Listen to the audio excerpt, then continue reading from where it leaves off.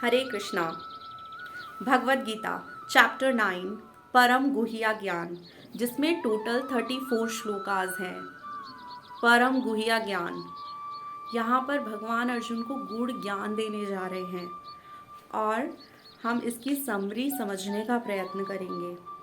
भगवान फर्स्ट श्लोक में ही कहते हैं, अर्जुन तुम मुझसे ईर्ष्या नहीं करते, द्वेष नहीं करते, तुम मेरे परम भक्त हो, इसलिए यह ज्ञान मैं तुम्हें बतलाऊंगा जिसको जानकर तुम सारे कलेशों से मुक्त हो जाओगे।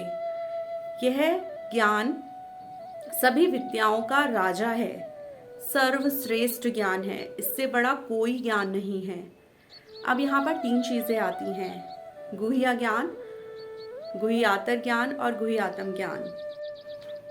गुह्य ज्ञान कॉन्फिडेंशियल नॉलेज, मतलब कि हम शरीर नहीं आत्मा है, जिसको हमने चैप्टर 2 में समझा था गीता के सार में।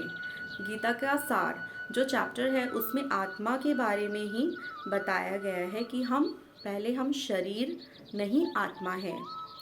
सेकंड नंबर पर आता है गुह्यातर ज्ञान, श्रद्धा से प्रभु का भजन करना, भगवान का नाम जप करना।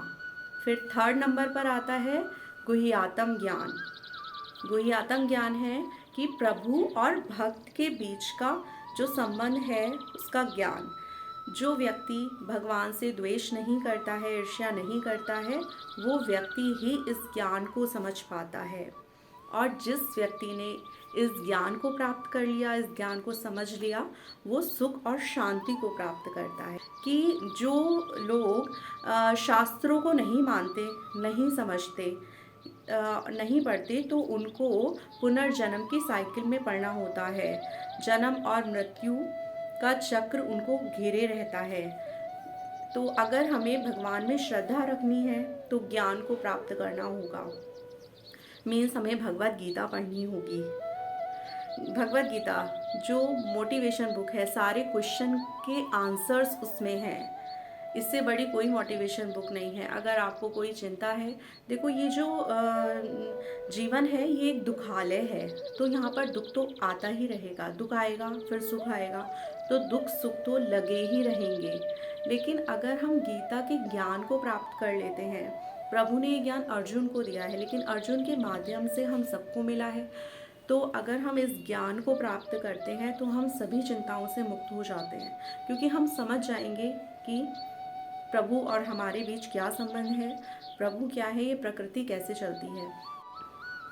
अब श्लोक 4 से लेकर 10 तक प्रभु अपने ऐश्वर्य के बारे में बता रहे हैं। प्रभु कहते हैं कि अर्जुन, जो ये प्रकृति है ये मेरे द्वारा ही उत्पन्न होती है और मैं ही इसका विनाश करता हूँ, और जो भी कुछ होता है मेरी ही मर्जी से होता है।